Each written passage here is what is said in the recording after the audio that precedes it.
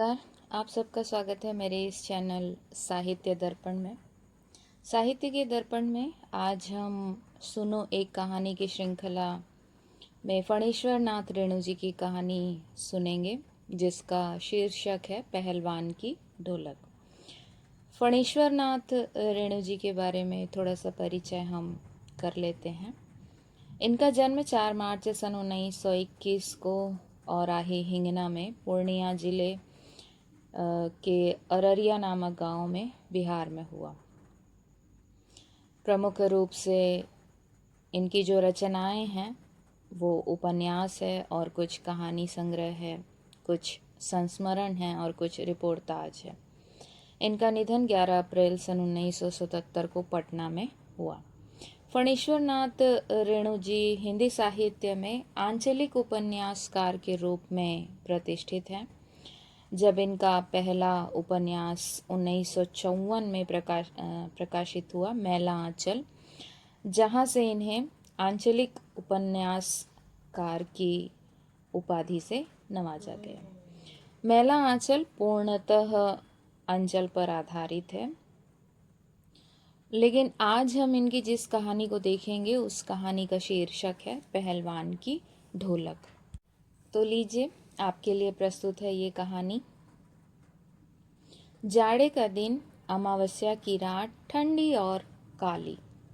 Malaria और हैजे से पीड़ित गांव भयार्थ शिशु की तरह थर थर कांप रहा था। पुरानी और उजड़ी बांस फूस की झोपड़ियों में अंधकार और सन्नाटे का सम्मिलित साम्राज्य फैला हुआ था। अंधेरा और निस्तब्धता चारों ओर बिखरी थी। अंधेरी रात चुपचाप आंसू बहा रही थी। निस्तब्धता करुण सिसकियां और आहों को बलपूर्वक अपने हृदय में ही दबाने की चेष्टा कर रही थी। आकाश में तारे चमक रहे थे। पृथ्वी पर कहीं प्रकाश का नामो नहीं था। आकाश से टूटकर यदि कोई भावुक तारा पृथ्वी पर जाना भी चाहता तो उसकी ज्योति और शक्ति रास्ते में ही खत्म हो जाती थी। अन्य तारे उसकी भावुकता अथवा असफलता पर खिलखिलाकर हंस पड़ते थे। सियारों का क्रंदन और पेचक की डरावनी आवाज कभी कभी निस्तब्धता को अवश्य भंग कर देती थी। गांव की झोपड़ियों से कराहने और कै करने की आवाज, हे भगवान, की टेर अवश्य सुनाई पड़ती थी। बच्चे भी कभी कभी निर्बल कंठों से माँ माँ पुकार कर रो पड़ते थे, पर इससे रात्रि की निस्तब्धता में विशेष बाधा नहीं पड़ती थी। कुत्तों में परिस्थिति को ताड़ने की एक विशेष बुद्धि होती है। वे दिन भर राख के घूरों पर गठरी की तरह सिकुड़कर मन मारकर पड़े रहते थे। संध्या या गंभीर रात्रि को सब मिलकर रोते थे। रात्रि अपनी भीषणताओं के साथ चलती रहती और उसकी सारी भीषणता को ताल ठोक कर ललकारती रहती थी। सिर्फ पहलवान की ढोलक संध्या से लेकर प्रातः काल तक एक ही गति से बजती रहती। चटधा गिड़धा, चटधा गिड़धा, यानी आजा भिड़ जा, आजा भिड़ जा। बीच बीच में चटाक चढ़धा, चटाक चढ़धा, यानी उठाकर पटक दे, उठाकर पटक दे। यही आवाज मृत गांव में संजीवनी शक्ति भरती रहती थी। लुट्टन सिंह पहलवान, यूं तो वह कहा करता था, लुट्टन सिंह पहलवान को होल इंडिया भर के लोग जानते हैं, किंतु उसके होल इंडिया की सीमा शायद एक जिले की सीमा के बराबर ही हो। जिले भर के लोग उसके नाम से अवश्य परिचित थे। लुट्टन के माता पिता उसे 9 वर्ष की उम्र में ही अनाथ बनाकर चल बसे थे। सौभाग्यवश शादी हो चुकी थी, वरना वह भी माँ बाप का अनुसरण करता। विधवा सास ने पाल पोस कर बड़ा किया। बचपन में वह गाय चराता, धारोष्ण दूध पीता और कसरत किया करता था। गांव के लोग उसकी सास को तरह तरह की तकलीफ दिया करते थे। लुट्टन के सिर पर कसरत की धुन लोगों से बदला लेने के लिए ही सवार हुई थी। नियमित कसरत ने किशोरावस्था में ही उसके सीने और बाहों को सुडौल तथा मांसल बना दिया था। जवानी में कदम रखते ही वह गांव में सबसे अच्छा पहलवान समझा जाने लगा। लोग उससे डरने लगे और वह दोनों हाथों को दोनों ओर 45 डिग्री की दूरी पर फैलाकर पहलवानों की भांति चलने लगा। वह कुश्ती भी लड़ता था। एक बार वह दंगल देखने श्यामनगर के मेले गया। पहलवानों की कुश्ती और दांव पेच देखकर उससे रहा नहीं गया। जवानी की मस्ती और ढोल की ललकारती हुई आवाज ने उसकी नसों में बिजली उत्पन्न कर दी। उसने बिना कुछ सोचे समझे दंगल में शेर के बच्चे को चुनौती दे दी। शेर के बच्चे का असल नाम था चांद सिंह। वह अपने गुरु पहलवान बादल सिंह के साथ पंजाब से पहले पहल श्यामनगर मेले में आया था। सुंदर, जवान, अंग प्रत्यंग से सुंदरता टपक पड़ती थी। 3 दिनों में ही पंजाबी और पठान पहलवानों के गिरोह के अपनी जोड़ी और उम्र के सभी पट्ठों को पछाड़कर उसने शेर के बच्चे की टाइटल प्राप्त कर ली थी। इसलिए वह दंगल के मैदान में लंगोट लगाकर एक अजीब किलकारी भरकर छोटी दुल्की लगाया करता था। देशी नौजवान पहलवान उससे लड़ने की कल्पना से भी घबराते थे। अपने टाइटल को सत्य प्रमाणित करने के लिए ही चांद सिंह बीच बीच में दहाड़ता फिरता था। श्यामनगर के दंगल और शिकार प्रिय वृद्ध राजा साहब उसे दरबार में रखने की बातें कर ही रहे थे कि लुट्टन ने शेर के बच्चे को चुनौती दे दी। सम्मान प्राप्त चांद सिंह पहले तो किंचित उसकी स्पर्धा ने शेर के बच्चे को चुनौती दी। चांद सिंह पहले तो मुस्कुराया, फिर बाज की तरह उस पर टूट पड़ा। शांत दर्शकों की भीड़ में खलबली मच गई। पागल है, मरा। पर वाह रे बहादुर! लुट्टन बड़ी सफाई से आक्रमण को संभाल कर निकल कर उठ खड़ा हुआ और पैंतरा दिखाने लगा। राजा साहब ने कुश्ती बंद करवाकर लुट्टन को अपने पास बुलवाया और समझाया। अंत में उसकी हिम्मत की प्रशंसा करते हुए 10 रुपए का नोट देकर कहने लगे, जाओ मेला देखकर घर जाओ, यह तुम्हारे बस की नहीं। नहीं सरकार, लड़ेंगे, हुकुम हो सरकार। तुम पागल हो? जाओ जाओ। मैनेजर साहब से लेकर सिपाहियों तक ने उसे धमकाया। दे हमें गोश्त नहीं, बड़ा लड़ने चला है शेर के बच्चे से, सरकार इतना समझा रहे हैं। दुहाई सरकार, पत्थर पर माथा पटक कर मर जाऊंगा, आपका हुक्म मिले। वह हाथ जोड़कर गिड़गिड़ाता रहा था। भीड़ अधीर हो रही थी, बाजे बंद हो गए थे। पंजाबी पहलवानों की जमायत क्रोध से पागल होकर लुट्टन पर गालियों की बौछारें कर रही थी। दर्शकों की मंडली उत्तेजित हो रही थी। कोई लुट्टन के पक्ष से चिल्ला उठता था, उसे लड़ने दिया जाए। अकेला चांद सिंह मैदान में खड़ा व्यर्थ मुस्कुराने की चेष्टा कर रहा था। पहली पकड़ में ही अपने प्रतिद्वंदी की शक्ति का अंदाजा उसे हो गया था। विवश होकर राजा साहब ने आज्ञा उसे दे दी, लड़ने दो। बाजे बजने लगे। दर्शकों में फिर उत्तेजना फैली, कोलाहल बढ़ गया। मेले के दुकानदार दुकान बंद करके दौड़े। चांद सिंह की जोड़ी चांद की कुश्ती हो रही है। चटधा गिड़धा, चटधा गिड़धा। भरी आवाज में एक ढोल जो अब तक चुप था बोलने लगा, ढाक ढीना, ढाक ढीना, ढाक ढीना। मतलब वाह पट्ठे, वाह पट्ठे। लुट्टन को चांद ने कसकर दबा लिया था। अरे गया गया। दर्शकों ने तालियां बजाई। हलवा हो जाएगा, हंसी खेल नहीं, शेर का बच्चा है बच्चू। चट गिड़धा, चट गिड़धा, चट गिड़धा। मत डरना, मत डरना, मत डरना। लुट्टन की गर्दन पर केहुनी डालकर चांद चित करने की कोशिश कर रहा था। वहीं दफना दे बहादुर, बादल सिंह अपने शिष्य को उत्साहित कर रहा था। लुट्टन की आंखें बाहर निकल रही थी, उसकी छाती फटने को हो रही थी। राजमत बहुमत चांद के पक्ष में था, सभी चांद को शाबाशी दे रहे थे। लुट्टन के पक्ष में सिर्फ ढोल की आवाज थी, जिसकी ताल पर वह अपनी शक्ति और दांव पेच की परीक्षा ले रहा था। अपनी हिम्मत को उस ढोल की आवाज से बढ़ा रहा था। तभी अचानक ढोल की एक पतली आवाज सुनाई पड़ी, धाक धिना तिरकिट धिना, धाक धिना तिरकिट धिना। लुट्टन को स्पष्ट सुनाई पड़ा, जैसे ढोल कह रहा था, दांव काटो बाहर हो जाओ, दांव काटो बाहर हो जा। लोगों के आश्चर्य की सीमा नहीं रही। लुट्टन दांव काटकर बाहर निकला और तुरंत लपक कर उसने चांद की गर्दन पकड़ ली। वाह रे मिट्टी के शेर, अच्छा बाहर निकल आया। इसलिए तो जनमत अब बदल रहा था।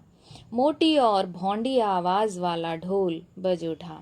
चटाक चटधा, चटाक चटधा। उठा पटक दे, उठा पटक दे। लुट्टन ने चालाकी से दांव और जोर लगाकर चांद को जमीन पर दे मारा। धिनाक धिनधा, धिनाक धिनधा, अर्थात चित्त करो, चित्त करो। लुट्टन ने अंतिम जोर लगाया। चांद सिंह चारों खाने चित्त हो गया। धा गिड़गिड़, धा गिड़गिड़, धा गिड़गिड़। वाह बहादुर, वाह बहादुर, वाह बहादुर। जनता यह स्थिर नहीं कर सकी कि किसकी जय ध्वनि की जाए। फलतः अपनी इच्छा अनुसार कि जिसको जो कुछ समझ में आया उसने जय ध्वनि की। अंत में सभी ने सम्मिलित आवाज में जय जयकार किया। जय जयकार से आकाश गूंज उठा। विजय। लुट्टन कूदता फांदता ताल ठोंकता सबसे पहले बाजे वाले की ओर दौड़ा और ढोलों को श्रद्धापूर्वक प्रणाम किया। फिर दौड़कर उसने राजा साहब को गोद में उठा लिया।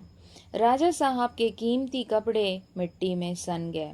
मैनेजर साहब ने आपत्ति की, अरे, किंतु राजा साहब ने स्वयं उसे छाती से लगाकर गदगद होकर कहा, जीते रहो बहादुर, तुमने मिट्टी की लाज रख ली। पंजाबी पहलवानों की जमानत चांद सिंह की आंखें पोंछ रही थी। लुट्टन को राजा साहब ने पुरस्कृत ही नहीं किया, अपितु अपने दरबार में सदा के लिए रख लिया। तब से लुट्टन राज पहलवान हो गया और राजा साहब उसे लुट्टन सिंह कहकर पुकारने लगे। राज पंडितों ने मुंह बिचकाया, हुजूर न जाने किस जाति का है। मैनेजर साहब क्षत्रिय थे। क्लीन शेव्ड चेहरे को संकुचित करते हुए अपनी शक्ति लगाकर नाक के बाल उखाड़ रहे थे। चुटकी से अत्याचारी बाल को रगड़ते हुए बोले, हाँ सरकार, यह तो अन्याय है। राजा साहब ने मुस्कुराते हुए सिर्फ इतना ही कहा, उसने क्षत्रिय का काम किया है। उसी दिन से लुट्टन सिंह पहलवान की कीर्ति दूर दूर तक फैल गई। पौष्टिक भोजन और व्यायाम तथा राजा साहब की स्नेह दृष्टि ने उसकी प्रसिद्धि में 4 चांद लगा दिए। कुछ वर्षों में ही उसने एक एक कर सभी नामी पहलवानों को धूल चटा दिया। काला खां के संबंध में यह बात मशहूर थी कि वह ज्यों ही लंगोट लगाकर आ ली कहकर अपने प्रतिद्वंदी पर टूटता है, प्रतिद्वंदी पहलवान को लकवा मार जाता है। लुट्टन ने उसको भी पटक कर लोगों के इस भ्रम को दूर कर दिया। उसके बाद से वह राज दरबार का दर्शनीय जीव ही रहा। चिड़िया खाने में पिंजड़े और जंजीरों को झकझोर कर बाघ दहाड़ता तो सुनने वाले कहते, राजा का बाघ बोला। ठाकुरवाड़े के सामने यदि कोई पहलवान गरजता, महावीर की आवाज से लोग समझ लेते पहलवान बोला। मेलों में वह घुटने तक लंबा चोगा पहने अस्त व्यस्त पगड़ी बांधकर मतवाले हाथी की तरह झूमता चलता। दुकानदारों को चुहल करने की सूझती। हलवाई अपनी दुकान पर बुलाता, पहलवान काका ताजा रसगुल्ला बना है, जरा नाश्ता कर लो। पहलवान बच्चों की सी स्वाभाविक हंसी हंस कर कहता, अरे तनी मनी का है, ले आओ 1.5 सेर, और बैठ जाता। 2 सेर रसगुल्ला को उदरस्थ करके मुंह में 8-10 पान की गिलोरियां ठूस ठुड्डी को पान के रस से लाल करते हुए अपनी मस्त चाल से मेले में घूमता। मेले से दरबार लौटने के समय उसका अजीब हुलिया रहता। आंखों पर रंगीन अबरक का चश्मा, हाथ में खिलौने को नचाता और मुंह से पीतल की सीटी बजाता हंसता हुआ वह वापस आता। बल और शरीर की वृद्धि के साथ बुद्धि का परिणाम घटकर बच्चों की बुद्धि के बराबर ही रह गया था। दंगल में ढोल की आवाज सुनते ही वह अपने भारी भरकम शरीर का प्रदर्शन करना शुरू कर देता था। उसकी जोड़ी तो मिलती ही नहीं थी। यदि कोई उससे लड़ना भी चाहता तो राजा साहब लुट्टन को आज्ञा ही नहीं देते। इसलिए वह निराश होकर लंगोट लगाकर देह में मिट्टी मल कर और उछल कर अपने को सांड या भैंसा साबित करता रहता। बूढ़े राजा साहब उसे देख देख कर मुस्कुराते रहते। इसी तरह 15 वर्ष बीत गए। पहलवान अजेय रहा। वह दंगल में अपने दोनों पुत्रों को लेकर उतरता था। पहलवान की सास पहले ही मर चुकी थी। पहलवान की स्त्री भी 2 पहलवानों को पैदा करके स्वर्ग सिधार गई थी। दोनों लड़के पिता की तरह ही गठीले और तगड़े थे। दंगल में दोनों को देखकर लोगों के मुंह से अनायास ही निकल पड़ता, वाह, बाप से भी बढ़कर निकलेंगे ये दोनों बेटे। दोनों ही लड़के राज दरबार के भावी पहलवान घोषित हो चुके थे। अतः दोनों का भरण पोषण दरबार से ही हो रहा था। प्रतिदिन प्रातःकाल पहलवान स्वयं ढोलक बजा बजा कर दोनों से कसरत करवाता। दोपहर में लेटे लेटे दोनों को सांसारिक ज्ञान की भी शिक्षा देता। समझे, ढोलक की आवाज पर पूरा ध्यान देना। हाँ, मेरा गुरु कोई पहलवान नहीं, यही ढोल है, समझे। ढोल की आवाज के प्रताप से ही मैं पहलवान हुआ। दंगल में उतरकर सबसे पहले ढोलों को प्रणाम करना, समझे बेटा। ऐसे ही बहुत सी बातें वह अपने बेटों से कहा करता। फिर मालिक को कैसे कैसे खुश रखा जाता है, कब कैसा व्यवहार करना चाहिए आदि की शिक्षा भी वह नित्य अपने बेटों को दिया करता था। किंतु उसकी शिक्षा दीक्षा सब किए कराए पर एक दिन पानी फिर गया। वृद्ध राजा स्वर्ग सिधार गए। नए राजकुमार ने विलायत से आते ही राज्य को अपने हाथ में ले लिया। राजा साहब के समय शिथिलता आ गई थी। राजकुमार के आते ही वह शिथिलता दूर हो गई। बहुत से परिवर्तन हुए। उन्हीं परिवर्तनों की चपेटाघात में पड़ा पहलवान भी। दंगल का स्थान घोड़े की रेस ने ले लिया। पहलवान तथा दोनों भावी पहलवानों का दैनिक भोजन व्यय सुनते ही राजकुमार ने कहा, टेरिबल। नए मैनेजर साहब ने कहा, हॉरिबल। पहलवान को साफ जवाब मिल गया। राज दरबार में उसकी आवश्यकता नहीं, उसको गिड़गिड़ाने का भी मौका नहीं दिया गया। उसी दिन वह ढोलक कंधे से लटकाकर अपने दोनों पुत्रों के साथ अपने गांव में लौट आया और वहीं रहने लगा। गांव के एक छोर पर गांव वालों ने एक झोपड़ी बांध दी। वहीं रहकर वह गांव के नौजवानों और चरवाहों को कुश्ती सिखाने लगा। खाने पीने का खर्च गांव वालों की ओर से बंधा हुआ था। सुबह शाम वह स्वयं ढोलक बजाकर अपने शिष्यों और पुत्रों को दांव पेंच वगैरह सिखाया करता था। गांव के किसान और खेतीहर मजदूर के बच्चे भला क्या खाकर कुश्ती सीखते। धीरे धीरे पहलवान का स्कूल खाली पड़ने लगा।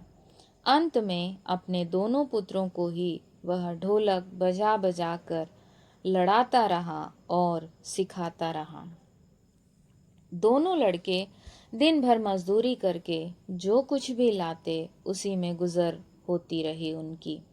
अकस्मात गांव पर यह वज्रपात हुआ। पहले अनावृष्टि, फिर अन्न की कमी। तब मलेरिया और हैजे ने मिलकर गांव को भूनना शुरू कर दिया। गांव प्रायः सूना हो गया। घर के घर खाली पड़ गए।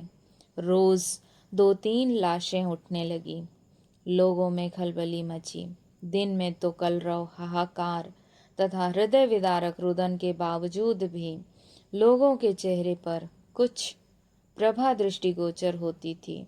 शायद सूर्य के प्रकाश में सूर्योदय होते ही लोग काहते कराहते अपने घरों से बाहर निकलकर अपने पड़ोसियों और आत्मियों को ढाढ़स देते थे। अरे क्या करोगे रोकर दुल्हन, जो गया सो चला गया। वह तुम्हारा नहीं था, वह जो है उसको तो देखो। भैया, घर में मुर्दा रख के कब तक रोओगे। कफन कफन की क्या ज़रूरत है, दे आओ नदी में, इत्यादि इसी तरह की बातें हुआ करती थीं। किंतु सूर्यास्त होते ही जब लोग अपनी अपनी झोपड़ियों में घुस जाते तो चूं भी नहीं करते।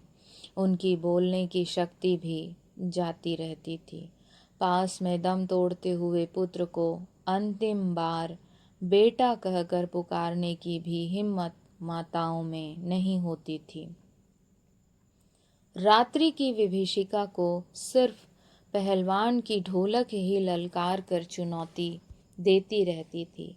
पहलवान संध्या से सुबह तक चाहे जिस ख्याल से ढोलक बजाता हो, किंतु गांव के अर्धमृत औषधि उपचार पथ्य विहीन प्राणियों में वह और उसकी ढोलक संजीवनी भरती थी।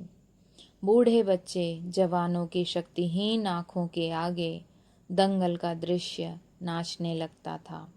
स्पंदन शक्ति शून्य स्नायुओं में भी वह बिजली दौड़ जाती थी। अवश्य ही ढोलक की आवाज़ में न तो बुखार हटाने का कोई गुण था और न महामारी की सर्वनाश शक्ति को रोकने की शक्ति ही। पर इसमें संदेह नहीं कि मरते हुए प्राणियों को आँख मूंदते समय कोई तकलीफ नहीं होती थी। मृत्यु से वे डरते नहीं थे। जिस दिन पहलवान के दोनों बेटे क्रूर काल की चपेटाघात में पड़े, असह्य वेदना से छटपटाते हुए दोनों ने कहा था, बाबा उठा पटक दो वाला ताल बजाओ। चटाक चट धा सारी रात वह ढोलक पीटता रहा। बीच बीच में पहलवानों की भाषा में उत्साहित भी करता रहा। मारो बहादुर। प्रातःकाल उसने देखा उसके दोनों बच्चे जमीन पर निस्पंद पड़े हैं। दोनों पेट के बल पड़े हुए थे। एक ने दांत से थोड़ी मिट्टी खोद ली थी। एक लंबी सांस लेकर पहलवान ने मुस्कुराने की चेष्टा की। दोनों बहादुर गिर पड़े। उस दिन पहलवान ने राजा श्यामानंद की दी हुई रेशमी जांघिया पहन ली।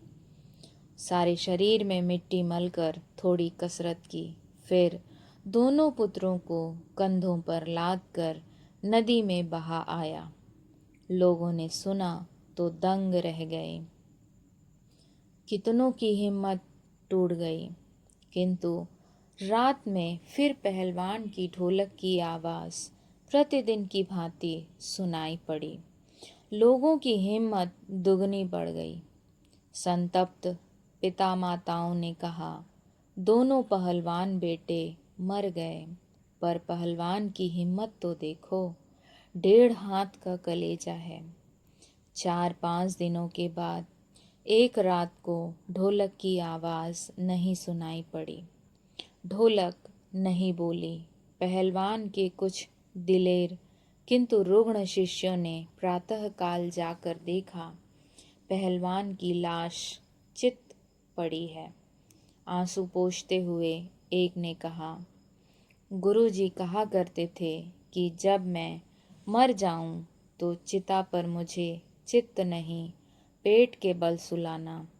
मैं जिंदगी में कभी चित्त नहीं हुआ, और चिता सुलगाने के समय ढोलक बजा देना। वह आगे बोल नहीं सका, उसकी आंखों से आंसू बहने लगे।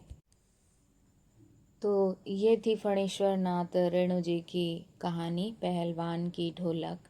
इसमें आपने देखा किस प्रकार एक गांव का व्यक्ति अपनी सास का बदला लेने के लिए पहलवान बना और अपने शक्ति बल पर उसने चांद सिंह को हराया और राज दरबार का पहलवान बन गया। लेकिन युवा पीढ़ी के आते ही उसकी पहलवानी जाती रही और वह गांव लौटा, और एक महामारी ने किस प्रकार उसके पूरे जीवन को और गांव के जीवन को तबाह कर दिया। यह कहानी आपको कैसी लगी ज़रूर से बताइएगा। इसी तरह की अन्य कहानियों को सुनने के लिए हमारे चैनल को लाइक और सब्सक्राइब ज़रूर से करिएगा। धन्यवाद।